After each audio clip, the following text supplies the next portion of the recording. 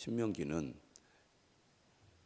모세가 죽음을 앞두고 이스라엘 백성들에게 고별 설교를 하는 내용입니다. 40년 광야 생활을 끝내고 이제 가나안에 들어가야 할 2세대 이스라엘 백성들에게 하나님의 말씀을 전하는 모세의 이야기이죠.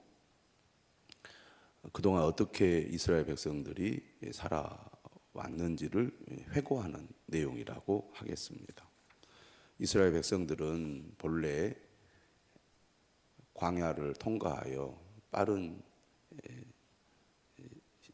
시간 내에 가나안에 들어갈 수 있었지만 하나님의 명령을 거역하는 바람에 결국 광야에서 40년 머물러야 했습니다.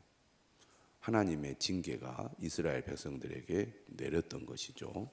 무엇보다도 그들이 말로 하나님을 거역했기 때문에, 그들의 말 때문에 광야에 40년을 살아야 했고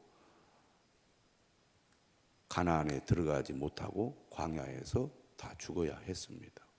여호수아와 갈렙이라는 두 사람만 가나안에 들어갈 수 있는 혜택을 얻게 된 거죠. 하지만 하나님은 이스라엘 백성들이 가나안에 들어갈 수 있도록 은혜를 베풀었고 드디어 이제 광야 생활 40년째 접어들었을 때 그들을 가나안으로 이끌어 가기 위하여 가나안 근처까지 하나님께서 인도하십니다. 인도하시는데 그들이 요단 동편에 있는 에돔, 모압, 암몬을 지나서 가나안으로 이제 요단강을 건너 넘어가야 하는데 이때 아모리 족속과 마주치게 됩니다. 하나님께서는 에서의 후손인 에돔 민족과 싸우지 말라고 하셨습니다. 그리고 롯의 후손인 모압과 암몬과도 싸우지 말라고 하셨죠. 40년이 지나서 이스라엘 백성들은 하나님의 명령에 순종을 했고 그 결과 아무런 일이 일어나지 않고 평화롭게 그 지역을 지나가게 됩니다. 그런데 아모리 족속인 헤스본 왕 시온 그리고 오늘 본문에 나오는 바산 왕 옥과는 전쟁을 벌이게 되죠. 이유는 모세가 그들에게 화친을 청했습니다. 하나님께서 본래 약속한 땅은 요단 서편에 있는 가나안 땅입니다. 바산 왕 옥이나 헤스본 왕 시온의 땅은 요단 동편에 있는 땅이죠. 그래서 그냥 평화롭게 지나가려고 했습니다. 하지만 시온이 거절을 하게 된 거죠. 그래서 사실 어쩔 수 없이 전쟁이 벌어질 수밖에 없었습니다. 하나님께서 뭐라고 말씀하시느냐면 모세에게 어제 말씀을 보면 2장 31절에 이렇게 말씀하십니다. 내가 이제 시혼과 그의 땅을 너에게 넘기노니 너는 이제부터 그의 땅을 차지하여 기업으로 삼으라. 본래는 계획이 없었던 땅이었습니다. 그러나 그들이 시비를 걸었고 결국 전쟁이 일어날 수밖에 없었는데 하나님께서 그 땅을 주시겠다고 허락을 하셨기 때문에 그들이 그 땅을 차지하게 된 것이죠. 그래서 하나님께서 시온의 땅을 이스라엘에게 넘기셨기 때문에 이스라엘은 그들과 싸워서 이길 수 있었고 결국 그들의 모든 땅을 하나도 남김없이 점령할 수 있었습니다.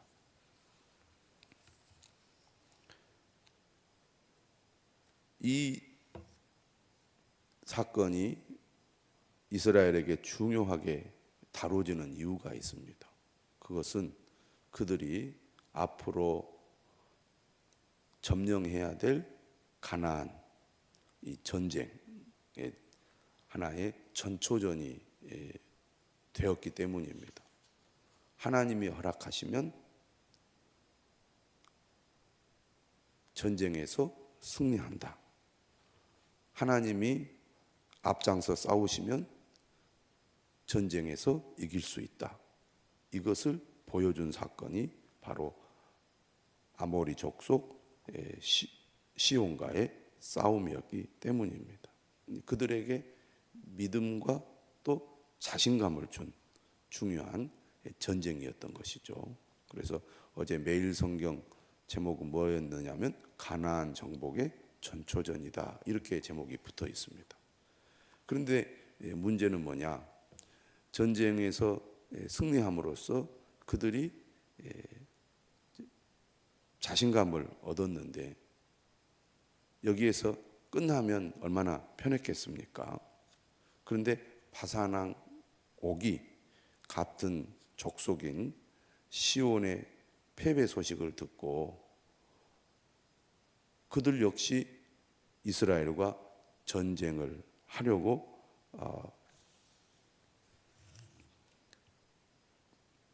싸우려고 했다는 것입니다. 그게 오늘 본문의 이야기죠. 1절에 보면 우리가 돌이켜 바산으로 올라가매 바산왕 옥이 그의 모든 백성을 거느리고 나와서 우리를 대적하여 에드레아에서 싸우고자 하는지라. 이제 전쟁이 끝났으니까 좀 편해졌겠다 이렇게 생각을 했는데 또 다른 적이 전쟁을 하자고 달려드니까 사실 겁이 난 겁니다. 어려움이 끝나면 이제 좀 평안해져야 되는데 또 다른 어려움이 찾아와서 마음을 무겁게 하고 또 두렵게 했다고 볼 수가 있습니다. 하나님은 이러한 이스라엘 백성들의 마음을 아시고 2절에 뭐라고 말씀하시느냐면 여호와께서 내게 이르시되 그를 두려워하지 말라. 두려워하지 말라. 한 번의 어려움은 어떻게 우리가 용기를 내어서 또 어떻게 하다 보니까 이겨냈다고 할 수 있겠지만 또 다른 어려움이 찾아오면 그때는 낙심이 되거나 또 두려움이 생길 수 있잖아요. 그래서 하나님께서는 그를 두려워하지 말라 이렇게 말씀하시면서 이렇게 이제 하나님 얘기하십니다. 내가 그와 그의 모든 백성과 그의 땅을 네 손에 넘겼으니 어제 말씀에 이어서 오늘도 하나님께서 뭐라고 말하냐면 네 손에 넘겼다. 이것은 이미 하나님이 작정하시고 결정하신 일이 일어나는 겁니다. 전쟁은 하나님께 속한 것이라고 구약은 늘 강조하는데요. 하나님이 싸우셔서 하나님이 함께 하시면 그 전쟁은 무조건 이기게 되어 있습니다. 이스라엘이 아무리 용기를 가지고 그들이 전쟁을 해도 하나님이 넘겨주지 않으면 집니다. 이스라엘이 군사력이 부족하고 또 특별한 지략이 없어도 하나님이 그들과 함께 하시고 그들을 위해서 싸우시면 이기더라 그 말입니다. 그런데 분명하게 약속했죠. 그의 백성과 땅을 네 손에 넘겼다. 이미 이것은 승리가 보장된 것이라는 겁니다. 그래서 이렇게 얘기합니다. 네가 헤스본에 거주하던 아모리 족속의 왕 시온에게 행한 것과 같이. 그래서 그에게도 행할 것이니라. 직전에 승리했던 그 승리의 경험을 기억하라는 것이죠. 하나님께서 어떻게 하셨는지를 너희가 기억하라. 그리고 그렇게 한 것처럼 이번에도 하나님께서 그렇게 하실 것이다 라고 약속을 하고 있습니다. 우리가 믿음으로 살아가면 하나님이 은혜를 주시죠. 반드시 하나님의 은혜의 경험이 있으면 우리는 또 다른 어려움을 만났을 때 과거에 하나님께서 내게 베푸신 그 은혜를 기억하면서 믿음으로 행동할 수 있는 용기를 얻게 됩니다. 과거에도 하나님이 함께 하셨기 때문에 이번에도 우리가 믿음으로 행하면 하나님이 도와주실 것이다. 이런 용기가 생기지 않습니까?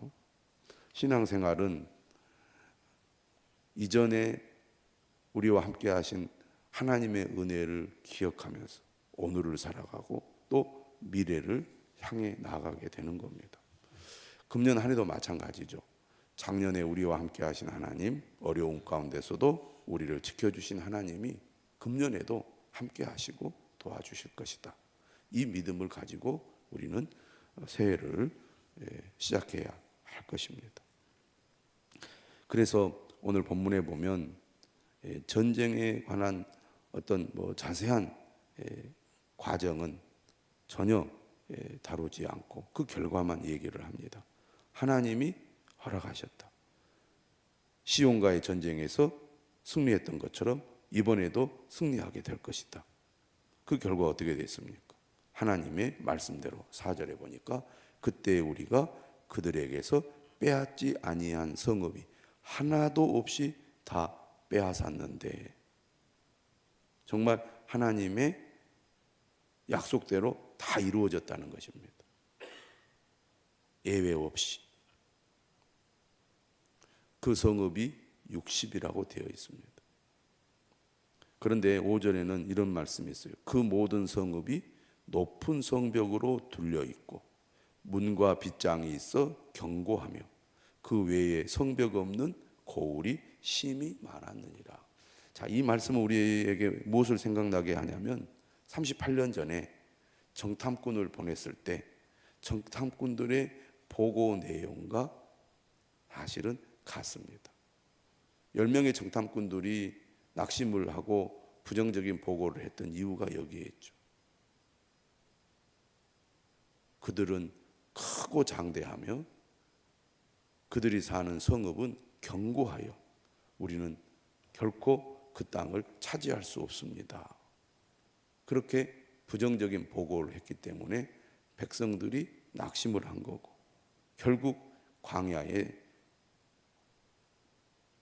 40년이나 살다가 죽게 만들었습니다. 그런데 이번에 그들이 바산 옥과 전쟁을 벌였을 때 그들이 사는 성읍 역시 똑같다는 거죠. 하지만 결과는 어땠습니까? 하나님이 그들과 함께 하시고 그들에게 저 백성들을 넘겨주시니까 그런 조건은 아무런 문제가 되지 않았다는 것입니다. 하나님이 함께 하시고 하나님이 허락하시면 아무것도 아니라는 얘기입니다. 그래서 6절에도 말하죠. 우리가 헤스본 왕 시온에게 행한 것과 같이 그 성읍들을 멸망시키되, 그 성읍들을 다 멸망시키고 그들의 전리품은 소유로 삼게 된 것입니다.